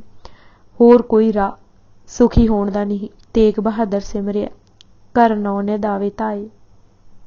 ਉਹਨਾਂ ਦਾ ਸਾਰਾ ਜੀਵਨ ਹੀ ਦੇਣ ਵੰਡਣ ਅਤੇ ਕੁਰਬਾਨੀ ਦਾ ਸੀ ਅਤੇ ਇਹ ਹੀ ਰਾਹ ਹੈ ਕੌਮ ਨੂੰ ਤਗੜਿਆਂ ਅਤੇ 9 ਨਿੱਧਾਂ ਨਾਲ ਭਰਪੂਰ ਕਰਨ ਦਾ। ਗੁਰੂ ਤੇਗ ਬਹਾਦਰ ਜੀ ਸਦਾ ਕਿਹਾ ਕਰਦੇ ਸਨ ਕਿ ਹਮਰਾ ਬਰਤਨ ਇਹ ਸੁਭਾਓ ਸਹਿਜੇ ਆਓ ਸਹਿਜੇ ਜਾਓ। ਮਾਇਆ ਜੋੜਨ ਲਈ ਨਹੀਂ ਵਰਤਣ ਲਈ ਹੈ। ਜੇ ਪਾਸ ਹੋਵੇ ਤਾਂ ਗਰੀਬਾਂ ਲੋੜਵੰਦਾਂ ਅਤੇ ਨਿਰਧਨਾਂ ਤੇ ਖਰਚ ਕਰਨੀ ਚਾਹੀਦੀ ਹੈ। ਇੱਕ ਵਾਰੀ ਇੱਕ ਗ੍ਰਹਿਸਤੀ ਨੇ ਜਦ ਮਾਇਆ ਭੇਟ ਕੀਤੀ ਤਾਂ ਕਹਿਣ ਲੱਗੇ ਕਿ ਇਸ ਦੀ ਤੈਨੂੰ ਬਹੁਤੀ ਲੋੜ ਹੈ ਅਤੇ ਉਸੇ ਨੂੰ ਵਾਪਸ ਦੇ ਦਿੱਤੀ। ਰਾਮਕਲੀ ਵਾਰ ਪਾਤਸ਼ਾਹੀ 10ਵੀਂ ਕੀ ਕਿਰਤ ਭਾਈ ਗੁਰਦਾਸ ਜੀ ਦੂਜੇ ਨੇ ਲਿਖਿਆ ਹੈ ਕਿ ਗੁਰੂ ਨਾਨਕ ਦੇਵ ਜੀ ਦੇ ਘਰ ਦੀ ਰੀਤ ਹੈ ਕਿ ਕੋਈ ਉਹਨਾਂ ਨੂੰ ਪੁਕਾਰੇ ਉਸ ਦਾ ਕਾਰਜ ਸਵਾਰਨ ਲਈ ਉਹ ਟੁਰ ਪੈਂਦੇ ਹਨ। ਉਹਨਾਂ ਦੇ ਹੀ ਰੂਪ ਗੁਰੂ ਤੇਗ ਬਹਾਦਰ ਜੀ ਨੇ ਆਪਣਾ ਸੀਸ ਦੇ ਕੇ ਜਾਂਦੇ ਜਗਤ ਨੂੰ ਰੱਖ ਲਿਆ। ਕਰਾਮਾਤ ਨਾ ਦੱਸੀ ਮੁਗਲਾਂ ਦਾ ਪੜ ਤੋੜਿਆ। ਇਸ ਕੁਰਬਾਨੀ ਦਾ ਸਦਕਾ ਮੁਗਲਾਂ ਨੂੰ ਐਸੀ ਸੱਟ ਵੱਜੀ ਕਿ ਉਹਨਾਂ ਦਾ ਖੁਰਾ ਖੋਜ ਹੀ ਮੁੱਕ ਗਿਆ। ਗੁਰੂ ਤੇਗ ਬਹਾਦਰ ਸਾਂਗ ਰਚਾਏ ਜਹ ਆਪਨ ਸੀਸ ਦੇ ਜਗ ਠਹਿਰਾਈ। ਇਸ ਬਿਦ ਮੁਗਲਨ ਕੋ ਪਰਮਾਇਓ ਤਬ ਸਤਿਗੁਰ ਆਪਣਾ ਬਲ ਨਾ ਜਨਾਇਓ। ਇਹ ਮੁਗਲਨ ਕੋ ਦੋਖ ਲਗਾਨਾ ਹੋਏ ਖਰਾਬ ਖਪ ਗਏ ਨਿਦਾਨਾ। ਸ਼ਖਸੀਅਤ ਗਿਆਨੀ ਗਿਆਨ ਸਿੰਘ ਜੀ ਨੇ ਗੁਰੂ ਜੀ ਦੀ ਸ਼ਬਦੀ ਮੂਰਤ ਖਿੱਚਦੇ ਲਿਖਿਆ ਹੈ। ਸ਼੍ਰੀ ਗੁਰੂ ਤੇਗ ਬਹਾਦਰ ਸਾਹਿਬ ਅਤ ਸੁੰਦਰ ਗੌਰ ਵਰਨ ਮੋਟੇ ਨਕਸ਼ ਆਹੂ ਨੇਤਰ ਰਤਨ ਸੇ ਚੌੜੀ ਛਾਤੀ ਉੱਚੇ ਕੰਧੇ ਭੂੰਜਾ ਪਰ ਲੰਬ ਸਿੱਧੀ ਚੁਗਿਰਦ ਦਾਹੜੀ गोल चेहरा, मत्था उच्चा, बहुत धीरजी संतोखी, जती सती दूर अंदेशी, सच्चे धर्म वैराग दी मूरत, ब्रह्म ज्ञान दी सूरत, सिद्धे सादे सुभाਅ, भोले भाले सतपुरख।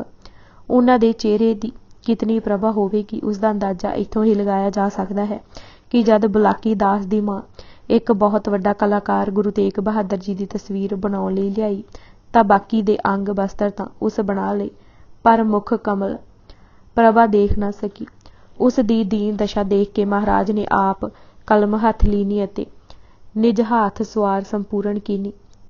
धीर जी इतने की गोली मत्थे ते लगणों उपरंत भी भले धीरमल भले ही कहते रहे। नरलेप इतने की हरमंदर साहिब के दरवाजे बंद होण ते बाहरों ही सरोवर विच इशनान करके चले गए। गुरु तेग बहादुर जी के शांत चित्त सुभाਅ बारे ਸਿੰਘ ਸਾਗਰ ਵਿੱਚ ਲਿਖਿਆ ਹੈ ਕਿ ਸਦਾ ਦੀਨ ਦੀ ਰੱਖਿਆ ਕਰਨ ਦੇ ਤਤਪਰ ਰਹਿੰਦੇ ਸਨ। ਗਰੀਬ ਉਹਨਾਂ ਦੇ ਦਰਸ਼ਨ ਕਰ ਸੁੱਖ ਆਉਂਦਾ ਦੇਖਦੇ ਸਨ। ਸ਼ਾਂਤ ਸੁਭਾਅ ਇਤਨਾ ਕਿ ਕਦੇ ਕੌੜਾ ਤੱਤਾ ਮੁੱਖੋਂ ਵੀ ਨਾ ਕੱਢਿਆ। ਨਾਮ ਵਿੱਚ ਹੀ ਟਿਕੇ ਰਹਿੰਦੇ ਅਤੇ ਰਾਜ ਵਿੱਚ ਜੋਗ ਦਾ ਨਮੂਨਾ ਸਨ। आद सदा बरते जिनके पिख दीनन मैं करनी सुख छाया, सीत सुभा सदा जिनको कबहू नह तामस वाक अलाया। नाम आधार रहे दिन रैन सदा जिन राज मो जोग कमाया। दर्दवंद इतने की 4 साल ਦੇ ਸਨ ਕਿ ਆਪਣੇ ਵੱਡੇ ਭਰਾ ਬਾਬਾ ਗੁਰਦਿੱਤਾ ਜੀ ਦੀ ਬਰਾਤ ਜਾਂਦਿਆਂ ਜਦ ਇੱਕ ਹਾਣ ਦੇ ਬੱਚੇ ਨੂੰ ਨੰਗਾ ਦੇਖਿਆ ਤਾਂ ਸਭ ਵਸਤਰ ਉਤਾਰ ਕੈਂਠਾ ਉਸਦੇ ਗਲੇ ਪਾ ਦੌੜਦੇ ਨੰਗੇ ਮਾਂ ਕੋਲ ਆ ਗਏ। ਜੇ 4 ਸਾਲ ਦੇ ਸਨ ਤਾਂ ਇੱਕ ਦਾ ਨੰਗੇਜ ਨਾ ਦੇਖ ਸਕੇ ਅਤੇ ਜਦ ਹਿੰਦੁਸਤਾਨ ਨੂੰ ਨੰਗਿਆ ਕੀਤਾ ਜਾਣ ਲੱਗਾ ਤਾਂ ਆਪ ਜੀ ਨੇ ਸਰੀਰ ਰੂਪੀ ਚਾਦਰ ਪਾ ਕੇ ਇਸ ਨੂੰ ਨੰਗੇ ਹੋਣ ਤੋਂ ਬਚਾ ਲਿਆ। ਸੈਨਾਪਤੀ ਨੇ ਇਸੇ ਪ੍ਰਸੰਗ ਵਿੱਚ ਲਿਖਿਆ ਸੀ, ਪ੍ਰਗਟ ਭਏ ਗੁਰੂ ਤੇਗ ਬਹਾਦਰ ਸਗਲ ਸ੍ਰਿਸ਼ਟੀ ਪੈ ਢਾਪੀ ਚਾਦਰ। ਦਰਦਵੰਦ ਦੀ ਹੋਰ ਉਦਾਹਰਣ ਉਹਨਾਂ ਦਾ ਇਹ ਹੁਕਮਨਾਮਾ ਹੈ ਜੋ ਉਹਨਾਂ ਘੋੜੇ ਸ਼੍ਰੀ ਧਰ ਦੇ ਢਿੱਲੇ ਹੋ ਜਾਣ ਤੇ ਬਨਾਰਸ ਦੀ ਸੰਗਤ ਦੇ ਨਾਂ ਲਿਖਿਆ। ਘੋੜੇ ਤੱਕ ਦੀ ਤਕਲੀਫ ਵੀ ਨਾ ਸਹਾਰੀ ਗਈ। ਦੂਰ ਅੰਦੇਸ਼ੀ ਇਤਨੇ ਕਿ ਅਨੰਦਪੁਰ ਸਾਹਿਬ ਦੀ ਉਸਾਰੀ ਵੇਲੇ ਹੀ ਕਹਿ ਦਿੱਤਾ ਸੀ ਕਿ ਐਸਾ ਸਥਾਨ ਬਣਾਉਣਾ ਹੈ ਜੋ ਅਜਿੱਤ ਹੋਵੇ। ਅਨੰਦਪੁਰ ਦਾ ਸਮੁੱਚਾ ਨਕਸ਼ਾ ਆਪ ਜੀ ਨੇ ਬਣਾਇਆ ਸੀ। ਹਿੰਦੁਸਤਾਨ ਦੇ ਦੌਰੇ ਤੇ ਹੀ ਆਪ ਨੇ ਦੇਖ ਲਿਆ ਸੀ ਕਿ ਬਿਨ ਸਿਰ ਦੀਏ ਜਗਤ ਦੁੱਖ ਪਾਈ। ਸੰਤੋਖੀ ਇਤਨੇ ਕਿ ਜਦ ਮੱਖਣ ਸ਼ਾਹ ਧੀਰ ਮੱਲ ਘਰੋਂ ਗੁਰੂ ਘਰ ਦਾ ਹੀ ਲੁੱਟਿਆ ਮਾਲ ਵਾਪਸ ਲਿਆਏ ਤਾਂ ਆਪ ਜੀ ਨੇ ਸਭ ਦੇਵੋ ਤਿਸ ਢਿੱਗ ਪਹੁੰਚਾਇਓ ਦਾ ਹੁਕਮ ਦੇ ਦਿੱਤਾ। ਜਦ ਜਰਾ ਜੱਕੋ ਤੱਕੋ ਕਰਦੇ ਦੇਖਿਆ ਤਾਂ ਫਿਰ ਬਚਨ ਕੀਤਾ, ਦਰਬ ਕੇ ਕਾਰ ਨੇ ਕੁਛ ਗੁਰੂ ਮਹਾਰਾਜ ਨੇ ਨਹੀਂ ਬੈਠ ਇਹ ਦੁਕਾਨ ਪਾਈ। ਮਸੰਦਾਂ ਪ੍ਰਤੀ ਵੀ ਇਹ ਹੀ ਫਰਮਾਇਆ ਸੀ ਕਿ ਇਹਨਾਂ ਨੂੰ ਸਜ਼ਾ ਦੇਣ ਦੀ ਕੀ ਲੋੜ ਹੈ, ਇਹਨਾਂ ਨੂੰ ਤਾਂ ਪਹਿਲਾਂ ਹੀ ਲੋਭ ਨੇ ਮਾਰਿਆ ਹੋਇਆ ਹੈ। ਧਰੇ ਲੋਭ ਇਹ ਮਰੇ ਅਗਾਰੀ। ਬਖਤ ਮੱਲ ਨੇ ਖਾਲਸਨਾਮਾ ਵਿੱਚ ਲਿਖਿਆ ਹੈ ਕਿ ਉਹ ਬਹੁਤ ਸੰਤੋਖੀ ਸਨ। ਜੋ ਵੀ ਸਿੱਖ ਸੇਵਕ ਉਹਨਾਂ ਨੂੰ ਭੇਟ ਕਰਦੇ ਉਹ ਉਸੇ ਵੇਲੇ ਵੰਡ ਦਿੰਦੇ, ਆਪਣੇ ਪਾਸ ਰਤਾ ਵੀ ਨਾ ਰੱਖਦੇ। ਗੁਲਖਸ਼ਤ ਪੰਜਾਬ ਦੇ ਲਿਖਾਰੀ ਰਾਜਾ ਰਾਮ ਤੋਤਾ ਨੇ 9ਵੀਂ ਪਾਤਸ਼ਾਹੀ ਗੁਰੂ ਤੇਗ ਬਹਾਦਰ ਜੀ ਦੀ ਉਪਮਾ ਕਰਦੇ ਲਿਖਿਆ ਹੈ ਕਿ ਉਹ ਰੱਬ ਪ੍ਰਾਪਤੀ ਦੇ ਰਾਹ ਤਰੀਕਤ ਦੇ ਅੰਧੇਰੇ ਵਿੱਚ ਰੌਸ਼ਨੀ ਬਖੇਰਨ ਵਾਲੇ ਮਿਸਾਲ ਜੀ ਹਨ। ਰੱਬ ਦੀ ਜਰਨੈਲੀ ਸੜਕ ਦੇ ਮੁਸਾਫਿਰ ਹਨ, ਹੋਰ ਕਿਸੇ ਪਾਸੇ ਝਾਕਦੇ ਹੀ ਨਹੀਂ। ਗੁਪਤ ਤੇ ਪ੍ਰਗਟ ਤੋਸ਼ਾਖਾਨਿਆਂ ਦੇ ਕੁੰਜੀ ਬਰਦਾਰ ਹਨ। ਆਤਮਿਕ ਉਚਾਈਆਂ ਨੂੰ ਉਹਨਾਂ ਹੀ ਛੋਹਿਆ ਹੈ ਅਤੇ ਜਿਨ੍ਹਾਂ ਹੋਰਨਾਂ ਨੇ ਛੋਹਿਆ ਉਹ ਹੀ ਜਾਣਦੇ ਹਨ। ਗ੍ਰਹਿਆਂ ਦੀ ਚਾਲ ਦੇ ਜਾਣੂ ਹਨ, ਉਹਨਾਂ ਤੇ ਕੋਈ ਗ੍ਰਹਿ ਪ੍ਰਭਾਵ ਨਹੀਂ ਪਾ ਸਕਦਾ। ਸਭ ਤੋਂ ਵੱਡੀ ਗੱਲ ਗੁਰੂ ਤੇਗ ਬਹਾਦਰ ਹੰਕਾਰ ਦੀਆਂ ਜੜ੍ਹਾਂ ਨੂੰ ਜੁਗ ਜੁਗ ਕੱਟਣ ਵਾਲੀ ਰੇਤੀ ਹੈ। ਇੱਥੋਂ ਤੱਕ ਕਿ ਔਰੰਗਜ਼ੇਬ ਨੇ ਵੀ ਆਪ ਜੀ ਨੂੰ ਸੰਬੋਧਨ ਕਰਦੇ ਹੋਏ ਅੱਲਾ ਦੇ ਫਕੀਰ ਦੇ ਸਰਬਰਾਹ, ਰੱਬ ਦੇ ਵਲੀਆਂ ਦੇ ਸਰਤਾਜ, ਰੱਬ ਦੇ ਢੰਡਾਊਆਂ ਦੇ ਆਗੂ ਅਤੇ ਅੱਲਾ ਦੇ ਜਾਣਨ ਵਾਲਿਆਂ ਦੇ ਮੁਖੀ ਕਿਹਾ ਸੀ। ਆਪ ਜੀ ਜਿੱਥੇ ਮਹਾਨ ਗੁਰੂ ਸਨ ਉੱਥੇ ਇੱਕ ਆਗਿਆਕਾਰ ਪੁੱਤਰ ਵੀ ਸਨ। ਗੁਰੂ ਹਰਗੋਬਿੰਦ ਜੀ ਦੀ ਆਗਿਆ ਵਿੱਚ ਸਦਾ ਰਹਿੰਦੇ, ਹਮੇਸ਼ਾ ਦਰਬਾਰ ਵਿੱਚ ਵੀ ਉੱਥੇ ਹੀ ਬੈਠਦੇ ਜਿੱਥੇ ਪਿਤਾ ਦੀ ਨਜ਼ਰ ਸਾਹਮਣੇ ਰਹੇ ਤਾਂ ਕਿ ਉਹਨਾਂ ਦਾ ਇਸ਼ਾਰਾ ਹੁੰਦੇ ਸਾਰ ਹੁਕਮ ਬਜਾ ਲਿਆਇਆ ਜਾਵੇ।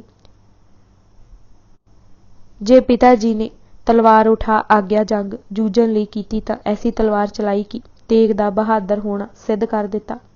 ਜੇ ਉਹਨਾਂ ਹੁਕਮ ਕੀਤਾ ਕਿ ਬਾਬਾ ਬਕਾਲਾ ਚਲੇ ਜਾਓ ਤਾਂ ਕੋਈ ਕਿੰਤੂ ਨਹੀਂ, ਕੋਈ ਗਿਲਾ ਨਹੀਂ। ਗੁਰੂ ਹਰ ਰਾਏ ਜੀ ਨੂੰ ਮੱਥਾ ਟੇਕ ਕੇ ਬਾਬਾ ਬਕਾਲਾ ਚਲੇ ਗਏ। ਕਿਸੇ ਵੇਲੇ ਵੀ ਕੋਈ ਪੁੱਤਰਾਂ ਵਾਲਾ ਦਾਵਾ ਨਾ ਕੀਤਾ। ਸੁਹਿਰਦਪਤੀ ਆਪ ਜੀ ਨੇ ਇੱਕ ਵਾਰੀ ਫਰਮਾਇਆ ਸੀ ਕਿ ਸਭ ਆਸ਼ਰਮ ਤੇ ਗ੍ਰਹਿਸਥ ਉਦਾਰਾ जो ग्रहसत ते उतरे पूरा, अंत काल प्रापत पद रूरा। आप जी गुजरी जी दा सदा ध्यान रखदे, उन्हां दे सुख संभाल लई कदी ढिल ना करदे। राह मुकाम ते ढाका तो लिखे हुक्मनामे इस गल दी गवाही भरदे हन। एक हुक्मनामे विच उन्हां पटना दी संगत नूं लिखिआ सी, कोई अवल हवेली होवे बड़ी होवे, तिस मोह कबीले हमारे रखणे। पेड़ी बाई दा नां उचेचा लिखिआ सी ਤਾਂ ਕਿ ਉਹ ਪਾਸ ਰਹੇ। ਆਪ ਜੀ ਨੇ ਜਿਵੇਂ ਬੇਟੇ ਗੁਰੂ ਗੋਬਿੰਦ ਸਿੰਘ ਦੇ ਜਨਮ ਤੋਂ ਲੈ ਕੇ ਧਰਮ ਕਰਮ ਆਉਣ ਤੱਕ ਦੇਖ ਰੇਖ ਕੀਤੀ, ਉਹ ਸਭ ਮਾਪਿਆਂ ਲਈ ਇੱਕ ਚੁਣੌਤੀ ਹੈ। ਪਹਿਲਾਂ ਗੁਰੂ ਬੇਟੇ ਦੇ ਜਨਮ ਵੇਲੇ ਵਧਾਈ ਲੈਣੀ ਅਤੇ ਖੁਸ਼ੀ ਕਰਨੀ, ਫਿਰ ਉਹਨਾਂ ਦਾ ਖਿਆਲ ਰੱਖਣ ਲਈ ਅਤੇ ਖਾਸ ਕਰ ਜਦ ਗੁਰੂ ਗੋਬਿੰਦ ਸਿੰਘ ਰਿੜਨ ਲੱਗੇ ਤਾਂ ਖੁੱਲ੍ਹੇ ਵਿਹੜੇ ਵਿੱਚ ਖੂਹ ਹੋਣਾ ਸੁਣ ਕੇ ਇੱਥੋਂ ਤੱਕ ਲਿਖਿਆ ਕਿ ਖੂਹ ਬੰਦ ਕਰਵਾਏ ਦੇਣਾ, ਕਿਧਰੇ ਬੱਚਾ ਬੀਚ ਨਾ ਜਾਏ ਪਵੇ। ਫਿਰ ਦੂਜੇ ਪਾਸੇ ਪਟਨਾ ਵਾਲਿਆਂ ਗੁਰੂ ਗੋਬਿੰਦ ਸਿੰਘ ਜੀ ਦੇ ਚੋਜ ਦੇਖ ਜਰਾ ਕੋਈ ਚਿੰਤਾ ਪ੍ਰਗਟ ਕੀਤੀ ਤਾਂ ਆਪ ਜੀ ਨੇ ਲਿਖਿਆ, ਜੋ ਗੁਰੂ ਗੋਬਿੰਦ ਕੀਆ ਭਲਾ ਕੀਆ।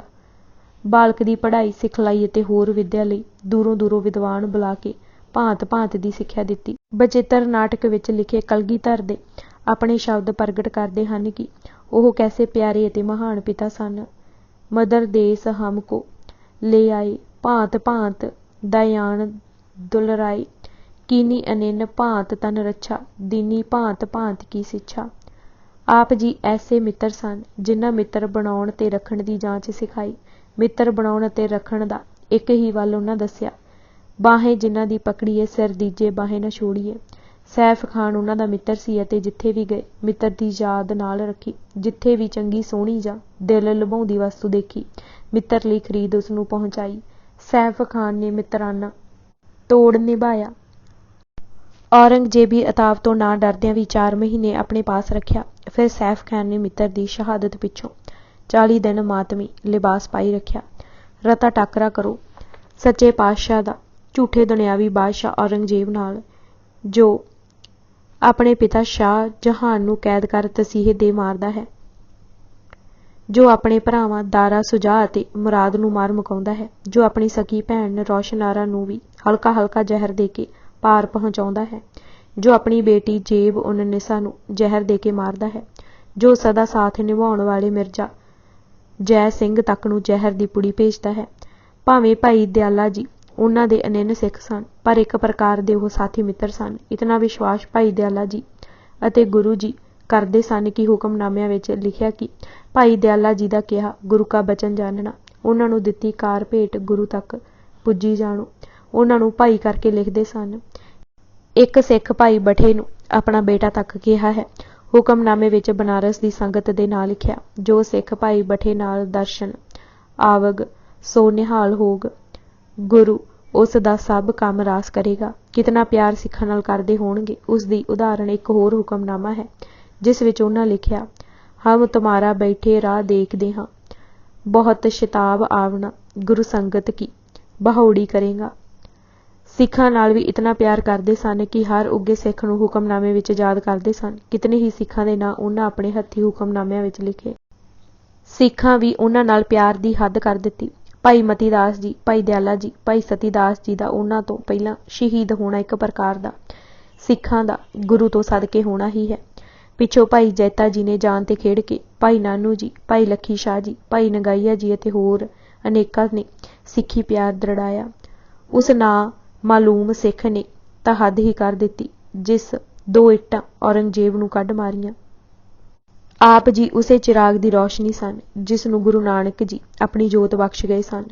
ਸਿੰਘ सागर ने लिखिਆ है कि 6 ਲੱਛਣਾਂ ਤੋਂ गुरु पहचानिया जाता है ਅਤੇ 6 ही गुरु तेग बहादुर विच सन। ज्ञान दा भंडार सन, मत उच्च कोटि दी सी, ईश्वर दा हत्थ सदा सिर ते, मुक्त विराग दी मूरत सन। सब ही उन्हां दे उपासक सन ਅਤੇ घट घट की जाननहार सन, पूर्ण ब्रह्म सन।